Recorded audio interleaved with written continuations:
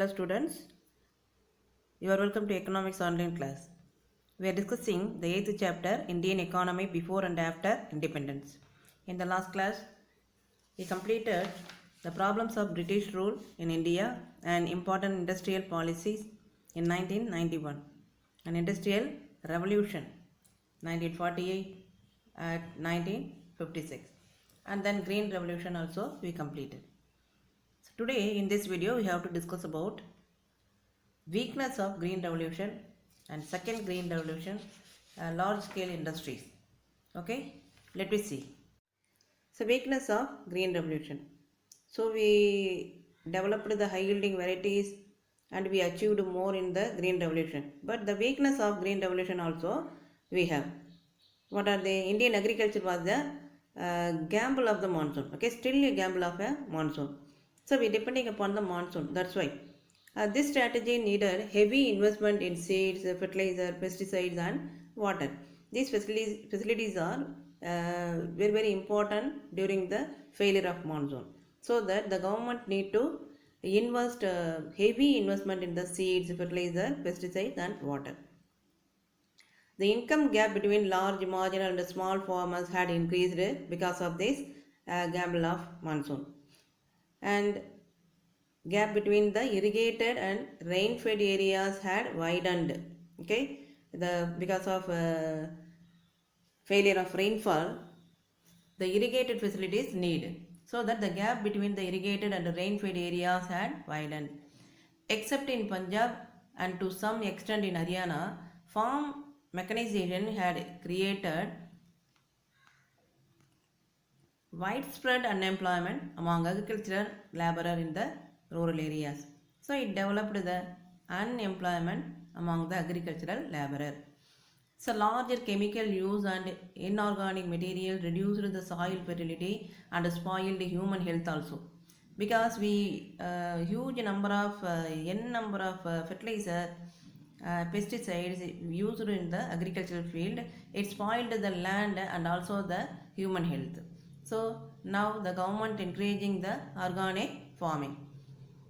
Second green revolution.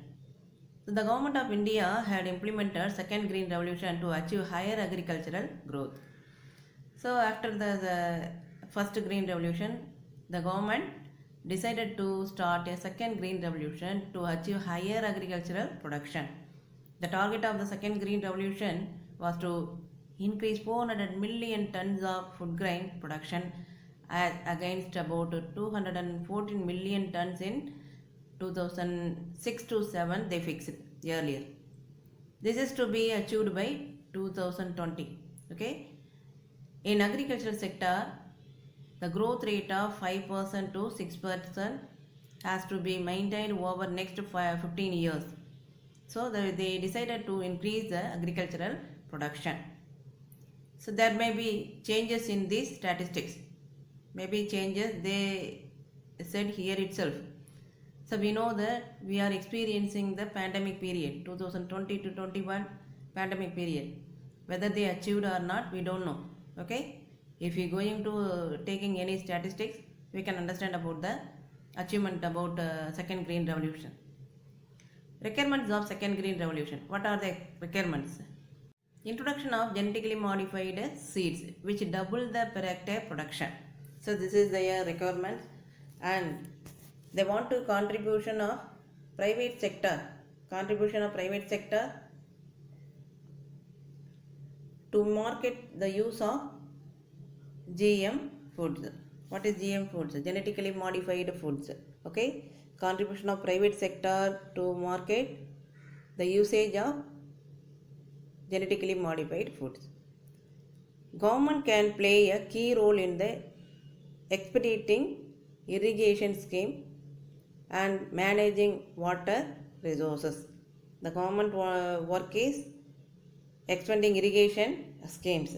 Okay, expanding irrigation schemes and managing the water resources in the state level and central level. And then linking of rivers to transfer surplus water to deficient areas. This is the requirements of the second green revolution. They want to linking the rivers to transfer the excess water into the deficit areas. Okay, bringing the deficit areas. The next one is large scale industries. The term large scale industries refers to those industries which require huge infrastructure, manpower, and have influx of capital assets. The term large scale industries is a generic one, including various types of industries in its purview. So, the large scale, the name itself saying, it means large, huge infrastructure they need, and manpower, huge influx capital, asset, they should be involved in that. The term large scale industries is a generic one, including various types of industries in its purview. All the heavy industries of like iron and steel industries, textile industries, automobile manufacturing industries fall under the large scale industrial arena. However, in recent years, due to the IT boom, because of IT increased here, no, nowadays, and the huge amount of revenue generated by the IT field, so that IT industry can also be included within the large scale industries. The Indian economy is heavily dependent on these large industries for its economic growth and generation of foreign currency and for providing job opportunities to millions of Indians. So that Indian economy heavily dependent on the IT field and large scale industries only. For what? For providing the job opportunity to millions of Indian people. The following are the major large scale industries in India are iron steel industries. See here, iron and steel industry. First, we have to go through the iron and steel industry. First, steel industry at Kalti near Jaria, West Bengal. It is located in West Bengal. Bengal Iron Works Company in 1870. First, large scale industries, the steel plant, Tisco at Jamshedpur in 1907, followed by Tisco at Banpur in 1919. Both belonged to private sector. Both are belonged to the private sector. The first public sector unit was Vishveshwaraya Iron and Steel Works at Bhadravati. This is one of the public sector industry. Okay. See here the public sector steel plant given in the flow chart, the table. So location and assistance given here. This is maybe asked in your 2 mark or 3 mark. Rourkela located in Odisha. Who assisted here? Germany assisted the Rourkela industries. Bhilai located in Madhya Pradesh, which is assisted by Russia. Durgapur, West Bengal, assisted by UK. Bokaro, Jharkhand, which is assisted by Russia. Then, Banpur, acquired from private sector in 1976. Okay, this is assisted by private sector. Vishakhapatnam, Andhra Pradesh, which is located in Andhra Pradesh. This is also assisted by Russia. Salem, which is located Tamil Nadu. So, Government of India, this is no external assistance. Okay. Then Vijayanagar in Karnataka. Government of India assisted them. Bhadravati in Karnataka. So, this is assisted by nationalization of Vishveshwaraya Iron and Steel Limited. This is owned by central and state government. Both are concerned about the Bhadravati industry. Okay. This may be asked in your 3 mark or 2 mark. Fill in the blanks like they will ask. Okay. So all these are managed by SAIL. Okay. All these are managed by SAIL. At present, all important steel plants except TISCO are under public sector. Okay. Except TISCO, all the SAIL, the important steel plants were coming under the public sector. Public sector means government maintaining. Steel Authority of India Limited, which is SAIL. Okay, it was established in 1974 and was made responsible for the development of the steel industry. So that they started the SAIL. SAIL started and established in 1974. Okay, it was made responsible for the development of the steel industry. Okay, for the main aim was increasing the development in the steel industry. Presently, India is the 8th largest steel producing country in the world. So underline it. This is one mark question. So presently India is getting the 8th largest steel producing country in the world. Next we have to move jute industry.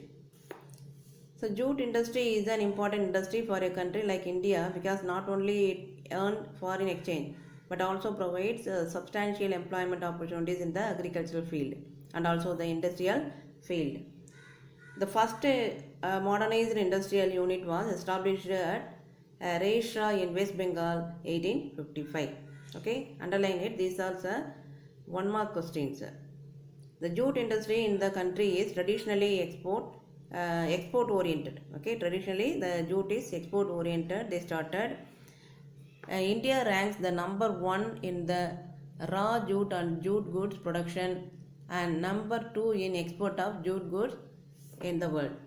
So jute also very important industry in India. Then cotton and textile industry. So oldest industry of India and employ largest number of workers in cotton industry. It is the largest organized and broad-based industry which accounts for 4% of GDP and 20% of manufacturing value added and one-third of total export earning from the cotton industries. Okay, so that which accounts for 4% of GDP and 20% of manufacturing value. So which is manufacturing value added on them. The first Indian modernized cotton cloth mill was established in 1818 at Fort Gloucester near Calcutta. So this is also one more question. Okay, the first cotton mill was established. So modernized cotton mill was established in India in 1818. Where? At Fort Gloucester near Calcutta. But this mill was not successful. The second mill named Mumbai Spinning and Weaving Company. It was established in 1854 at Bombay by KGN Dabur. So this is the cotton industry, cotton and textile industry status in India. Then sugar industry. Sugar industry is the second largest industry among agricultural based industries in India. What is the first one? Jute, isn't it? Jute is the agricultural based industry. Second is the industry is the sugar industry. India is now a largest producer and consumer of sugar in the world. Maharashtra contributes over one-third of the Indian total sugar output, followed closely by Uttar Pradesh. Okay, so that one-third of the Indian total sugar output contributed by the Maharashtra, which is closed by Uttar Pradesh. Uttar Pradesh also producing more sugar. Okay, and fertilizer industry. The fertilizer industry also we have in India. India is the third largest producer of nitrogenous fertilizer in the world. So nitrogenous fertilizer manufacturing company we have. Paper industry. The first mechanized paper mill was set up in 1812 at Serampur in West Bengal. Okay, so that the paper industry in India is ranked among the 15 top global paper industries. So that the paper industry also got that important in India. Silk industry. India is the second largest country in the world in producing natural silk. Okay, we got that name. Okay, silk production. In silk production, we got the name and fame. At present, India produces about 16% silk of the world. India enjoys the distinction of being the only country producing all the 5 known commercial varieties of silk. What are the 5 well-known varieties of silk? Mulberry, tropical tashur, oak tashur, airy and muga. These are the famous varieties, okay, commercial varieties of silk. And then petroleum, natural gas. So petroleum and natural gas, first successful oil well was dug in India in 1889 at Digbai, Assam. Okay. Then at present, a number of regions with oil reserves have been identified and oil is being extracted in these regions. in Assam regions, several regions were identified and oil is being extracted. For exploration purpose, Oil and Natural Gas Commission ONGC Oil and Natural Gas Commission was established in 1956 at where? At Dehradun, Uttarakhand. Okay.